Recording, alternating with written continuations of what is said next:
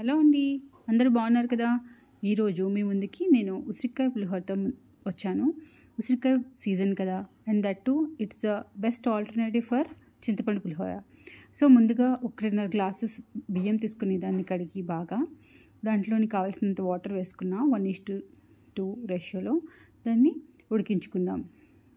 ఒకసారి ఉడికిపోయినాక ఈ బియ్యం పలుకు మీద ఉడికించుకోవాలండి కరెక్ట్గా. లేకపోతే ఇది చాలా మెత్తగా అయిపోతే కనుక మనము పులిహోర మెత్తగా వచ్చేస్తుంది.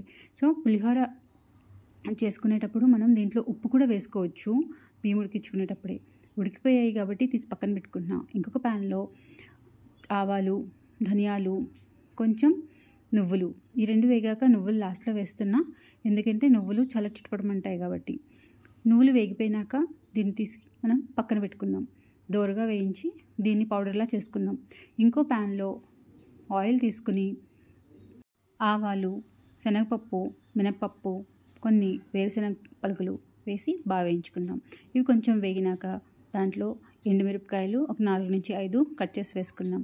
అలానే ఒక 8 నుంచి 10 వరకు పచ్చిమిరపకాయలు కట్ చేసి వేసుకుందాం. ఆ తర్వాత కొన్ని కాజు వేస్తున్నా, ఇప్పుడు కొన్నే వేసాను ఎందుకంటే పల్లీలు ఎక్కువ తీసుకున్నాం కాబట్టి. పల్లీలు మొత్తం మీకు అవసరం లేకపోతే పక్కన పెట్టుకొని ఓన్లీ కాజు కూడా వేసుకోవచ్చు. కొంచెం పసుపు, అలానే కొన్ని కరివేపాకు రెబ్బలు వేసుకొని తాలింపు మరికొంచెంసారి కలుపుకుందాం. కొంచెం మెంతిపిండి వేసి బాగా కలుపుకుందాం. ఆ తర్వాత ముందుగానే రుబ్బు పెట్టుకున్న పౌడర్, నువ్వులు, ధనియాలు, ఆవాలు పౌడరు తీసి దీంట్లో వేసుకుని బాగా కలుపుకుందాం. ఇది కొంచెం వేగినాక ఆల్రెడీ తురిమి పెట్టుకున్న ఉసిరికాయ వేసుకుని బాగా కలుపుకుందాం. దీంట్లో ఇనఫ్ ఆయిల్ వేస్తే ఇది చాలా బాగా తొందరగా ఉడుకుతుందండి. నేను ఇంగు వేయడం మర్చిపోయాను. సో ఇంగు ఈ సమయంలో కూడా వేసేస్తున్నాను. కానీ మీరు మర్చిపోకుండా ఇంగు ముందరే పోపులో వేసుకోండి. అలానే కావాల్సినంత ఉప్పు వేసి పెడితే చాలా తొందరగా ఇది దగ్గరికి అవుతుందండి. సో ఉడుకుతుంది ప్రాపర్గా. ఇలా దీన్ని ఉడికించుకునేలోగా మనము ఇది రైస్ పులిహోర కలపడానికి రైస్ని ప్రిపేర్ చేసుకుందాం. సో ఒక ప్లేట్లో రైస్, ఉడికించబెట్టిన రైస్ని తీసుకొని దాన్ని కొంచెం చల్లార్చుకుందాం.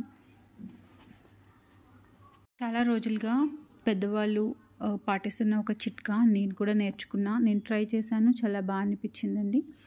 సో ఇత్తడి గిన్నెలోంచి అన్నం తీయడం కొంచెం కాలుతుంది, అందుకోసం నేను డేవియేట్ అయ్యాను. సో తీసేసుకున్నాక మళ్ళీ మనం చిట్కా గురించి మాట్లాడుకుందాం. అన్నం తీసేసాను. ఇప్పుడు మనం కొన్ని మిరపకాయలు, కొన్ని కరివేపాకు వేసుకుని దాని తర్వాత దీంట్లో పసుపు, ఆయిల్ ఒక కప్లో తీసుకొని దాన్ని బాగా మిక్స్ చేసుకొని ఆ మిక్స్ చేసుకున్న ఆయిల్ని తీసుకొచ్చి దీంట్లో వేసుకుందాము.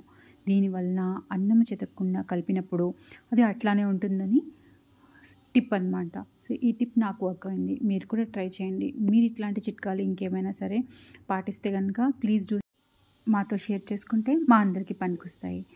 Thank you. నెక్స్ట్ దీంట్లో వేసుకొని బాగా దీన్ని కలుపుకుందాము. తర్వాత ఉసిరికాయ మగ్గు ఆల్రెడీ మనం చేసింది అయిపోవచ్చిందండి. సో దాన్ని తీసి దీంట్లో వేసుకుని బాగా కలుపుకుందాము. ఒకవేళ మీకు ఉప్పు సరిపోకపోతే కనుక మీకు మధ్యలో టేస్ట్ చేసే అవకాశం ఉండదు ప్రసాదం తయారు చేసే సమయంలో. ఇది మీరు స్మెల్ కూడా చేయలేము.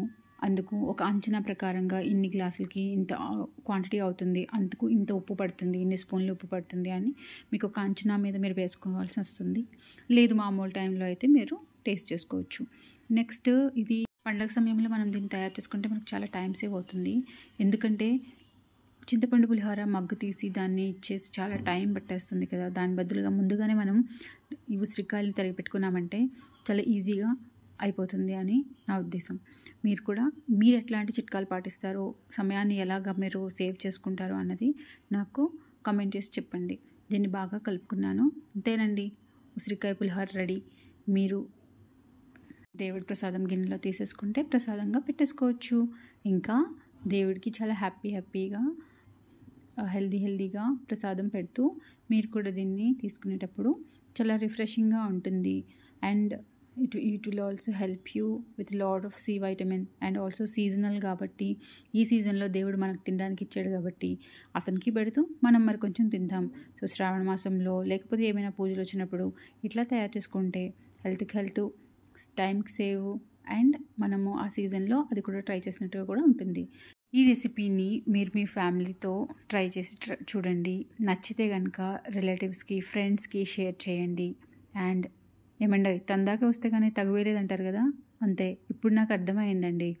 ఫెలో యూట్యూబర్స్ అడుగుతూ ఉంటే like, share, subscribe my channel అని చెప్పేసి. Please don't forget to like, share, subscribe my channel. Thank you for watching and supporting me. మరికొన్ని పులిహోర రెసిపీస్తో అండ్ ప్రసాదం వీడియోస్తో మీ ముందుకి వస్తాను.